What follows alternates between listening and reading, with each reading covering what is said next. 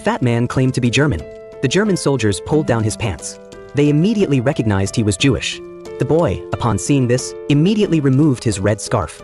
Then he buried his ID in the ground, because he was also Jewish. When the German soldiers interrogated him, he began to feign grievance in fluent German, claiming he had just escaped from a Soviet orphanage. His fluent German made it impossible for the German soldiers to tell. So, he brought the boy to the officer.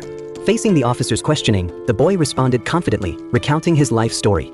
But when asked about his parents' names, he was stunned for a moment. He hadn't thought of making up German names for his parents. Fortunately, his superiors came to his rescue. How could a child who grew up in an orphanage know who his parents were?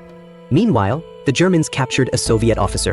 The boy spoke both Soviet and German, so he was called in to act as an interpreter. Surprisingly, the officer was Stalin's son. The Germans were delighted, believing the boy's contribution was entirely due. They even took a photo together. Afterward, the boy served as an interpreter for the Germans. The officer was impressed and gave him plenty of food.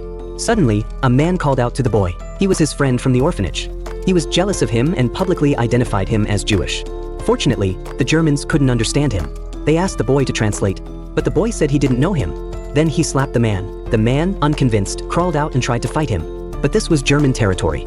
As a result, his friend was executed by the Germans. Soon, the boy officially became a member of the German army. The Germans captured a Soviet position and seized a radio.